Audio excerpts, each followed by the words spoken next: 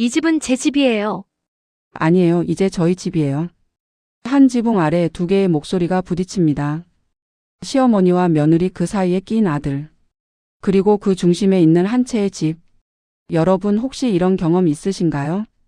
평생 일구어온 공간에서 어느 순간 손님처럼 느껴지는 순간. 아니면 반대로 함께 사는 집에서 끝없이 눈치를 봐야 하는 상황. 오늘 제가 여러분께 들려드릴 이야기는 한 어머니의 일기에서 시작됩니다. 80평생을 살아오며 손수 가꾸고 지켜온 집. 비가 새면 지붕을 고치고 겨울이 오면 바람막이를 손보며 세월을 쌓아온 그 공간. 그런데 이제 그 집이 낯설게 느껴진다고 합니다. 오늘도 마당을 한 바퀴 돌았어요. 그런데 이상하게도 이 집이 제 집 같지 않더라고요. 이 한 문장 속에는 우리 사회의 수많은 가족들이 겪고 있는 보이지 않는 갈등이 담겨 있습니다. 집이라는 공간을 둘러싼 세대 간의 미묘한 긴장. 소유와 거주, 권리와 정서 사이의 복잡한 줄다리기. 어쩌면 이 이야기는 여러분의 이야기일 수도 있습니다. 부모님 집에서 함께 사시는 분, 시댁이나 친정과 함께 생활하시는 분, 혹은 언젠가 이런 상황을 마주하게 될 분들. 오늘 이 영상은 단순히 누가 옳고 그른지를 판단하려는 게 아닙니다. 서로 다른 입장에서 느끼는 진심을 들여다보고 우리가 놓치고 있던 마음의 빈틈을 함께 생각해 보려 합니다. 영상 시작하기 전에 작은 부탁 하나 드릴게요. 이 영상이 도움이 되신다면 구독과 좋아요 버튼을 눌러주세요. 여러분의 작은 관심이 더 좋은 콘텐츠를 만드는 큰 힘이 됩니다. 그리고 댓글로 여러분의 생각과 경험도 나눠주시면 정말 감사하겠습니다.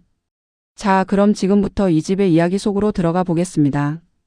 어머니는 오늘도 마당을 천천히 걸었습니다. 젊은 시절 이 땅을 처음 밟았을 때의 설렘이 아직도 생생합니다. 신혼집을 마련하지 못해 전세로 시작했던 그 시절. 몇 년을 악착같이 모아서 드디어 손에 쥔 작은 집 한 채.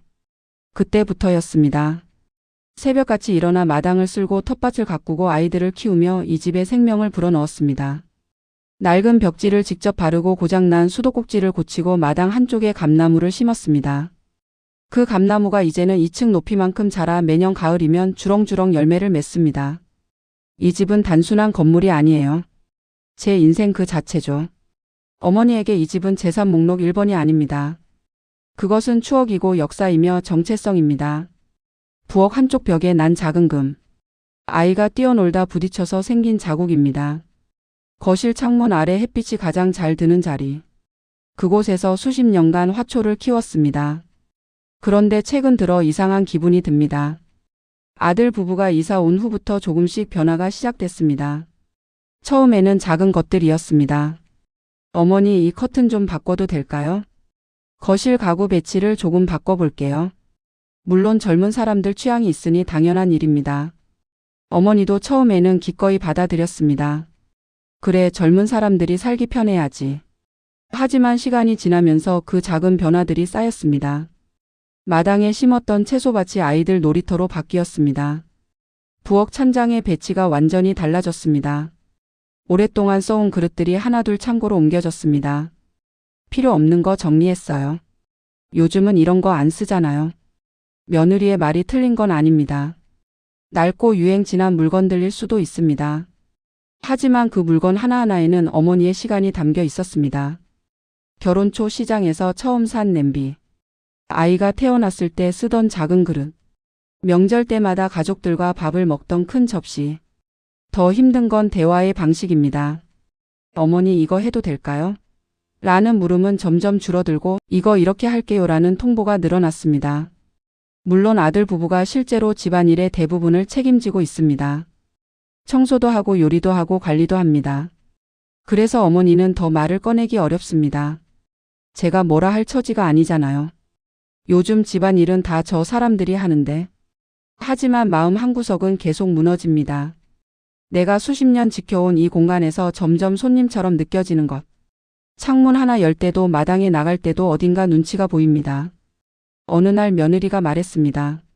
어머니, 이제 저희가 이 집을 관리하고 살고 있잖아요. 논리적으로는 맞는 말입니다.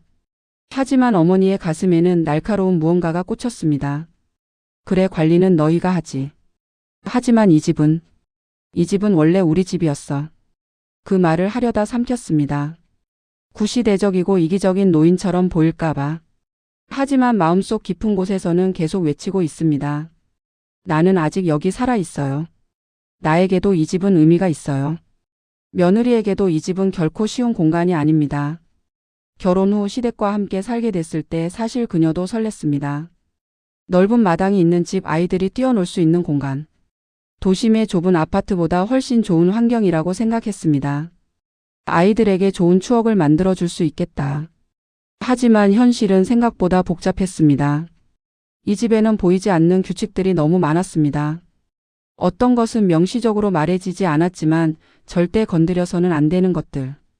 처음 몇 달은 정말 조심스러웠습니다. 부엌에서 요리할 때도, 청소할 때도, 심지어 창문을 열 때도. 시어머니가 원래 하시던 방식이 있으실 텐데 혹시 이렇게 하면 기분 나빠하시지 않을까? 그렇게 눈치를 보며 살다 보니 이 집이 집처럼 느껴지지 않았습니다. 남편에게 말했습니다. 여보, 나는 여기서 손님 같아. 내 집 같지가 않아. 남편도 난처해했습니다. 우리 집인데 뭘 그래. 그냥 편하게 살아. 하지만 말처럼 쉽지 않았습니다. 시간이 지나면서 며느리는 조금씩 용기를 냈습니다. 이제는 우리도 여기서 사는 사람이잖아. 우리 방식대로 살아야 해. 커튼을 바꾸고 가구를 옮기고 부엌을 정리했습니다. 아이들이 안전하게 놀 수 있도록 마당도 재정비했습니다. 낡은 물건들은 창고로 옮기고 새 것들로 채워갔습니다. 우리가 실제로 이 집의 모든 걸 책임지고 있잖아. 사실 그것은 진실입니다. 요즘 집안의 모든 일은 며느리와 아들이 합니다. 청소, 빨래, 요리, 정원관리, 고장난 곳 수리. 심지어 재산세와 관리비도 그들이 냅니다. 시어머니는 이제 많이 연로하셔서 큰일을 하시기 어렵습니다. 가끔 마당을 쓸거나 간단한 설거지를 도와주시지만 실질적인 가사노동의 대부분은 며느리의 몫입니다. 그런데 왜 여전히 제가 눈치를 봐야 하죠? 며느리도 답답합니다. 집안일은 자기가 다 하면서도 결정권은 없는 느낌. 뭔가 바꾸려고 할 때마다 시어머니의 표정이 굳어집니다. 말로는 그래 해봐라고 하시지만 눈빛은 달랐습니다. 그래서 며느리는 점점 물어보지 않게 됐습니다. 어차피 제가 하는 일인데 일일이 허락받을 필요가 있나요? 물론 며느리도 시어머니의 마음을 이해 못하는 건 아닙니다. 이 집에 대한 애착, 그 오랜 세월의 의미. 하지만 동시에 이렇게도 생각합니다. 저도 이제 이 집에서 10년 가까이 살았어요. 저에게도 이 집은 의미가 있어요.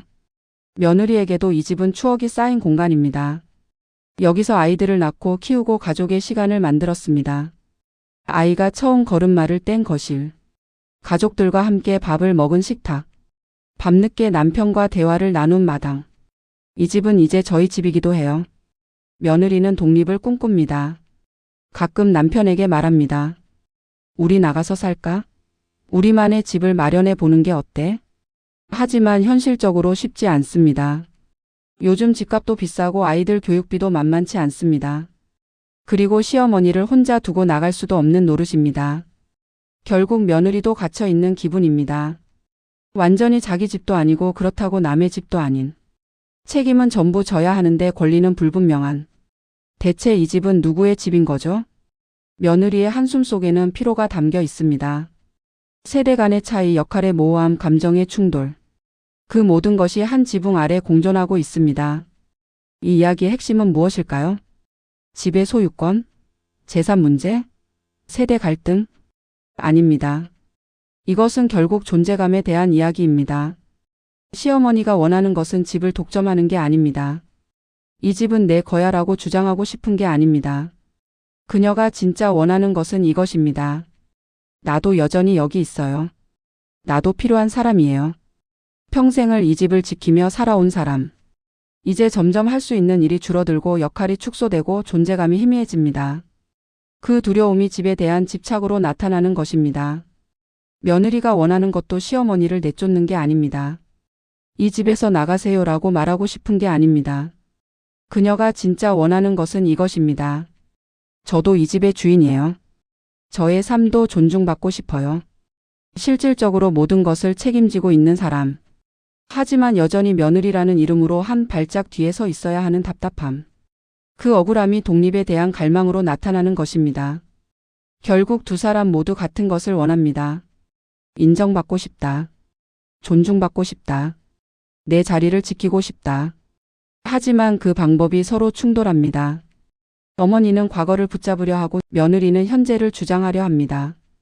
그 사이에서 집은 전쟁터가 됩니다. 커튼 하나, 그릇 하나, 가구 배치 하나가 전부 전투입니다. 누가 이기고 지는 것이 아니라 둘 다 지치는 싸움입니다. 전문가들은 말합니다. 동거 가정의 가장 큰 문제는 역할과 경계가 불분명하다는 것입니다. 누가 무엇을 결정할 수 있는가? 누구의 의견이 우선인가? 어디까지가 내 영역이고 어디까지가 상대 영역인가? 이것이 명확하지 않으면 매일매일이 줄다리기입니다. 그리고 그 줄다리기에서 결국 모두가 상처받습니다. 어머니는 생각합니다. 내가 이기적한 건가? 욕심을 부리는 건가? 며느리는 생각합니다. 내가 냉정한 건가? 시어머니 마음을 이해 못하는 건가? 아들은 중간에서 방황합니다. 어머니도 이해가 가고 아내도 이해가 가는데 나는 어떻게 해야 하지? 정답이 없는 문제. 하지만 분명한 것은 이대로 가면 모두가 불행해진다는 것입니다. 그렇다면 해법은 무엇일까요? 마지막 단락에서 함께 생각해 보겠습니다. 이 이야기는 한 가정의 특수한 사례가 아닙니다. 지금 이 순간에도 수많은 가정에서 벌어지고 있는 일입니다. 해법은 의외로 단순합니다. 어렵지만 단순합니다. 서로의 마음을 조금만 더 들여다보는 것. 시어머니는 며느리에게 말할 수 있어야 합니다. 나도 아직 이 집에서 내 역할을 하고 싶어. 완전히 쓸모없는 사람이 되고 싶지 않아. 자존심을 내려놓고 진심을 드러내는 용기. 며느리도 시어머니에게 말할 수 있어야 합니다. 저도 이 집에서 제 삶을 살고 싶어요. 어머니를 무시하는 게 아니라 저도 존중받고 싶어요. 조심스럽지만 분명하게 자기 입장을 전하는 것. 그리고 함께 경계를 만들어야 합니다. 이 부분은 어머니가 결정해 주세요. 이 부분은 저희가 책임질게요. 중요한 일은 함께 상의해요.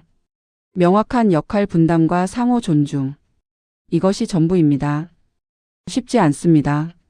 오랜 시간 쌓인 감정과 습관을 바꾸는 일이니까요. 하지만 시도하지 않으면 아무것도 바뀌지 않습니다. 오늘 어머니는 일기에 이렇게 적었습니다. 집 문제는 돈의 문제가 아니라 서로의 마음을 조금만 더 들여다보는 문제라고. 이 한 문장에 모든 답이 있습니다. 집은 건물이 아닙니다. 사람이 만드는 공간입니다. 그리고 사람은 마음으로 연결됩니다. 여러분의 집은 어떤가요? 혹시 비슷한 고민을 하고 계신가요? 댓글로 여러분의 이야기를 들려주세요. 때로는 나누는 것만으로도 위로가 됩니다. 그리고 이 영상이 도움이 되셨다면 구독과 좋아요 부탁드립니다. 더 많은 분들과 이 이야기를 나누고 싶습니다. 오늘도 여러분의 가정에 평화가 깃들기를 바랍니다. 감사합니다.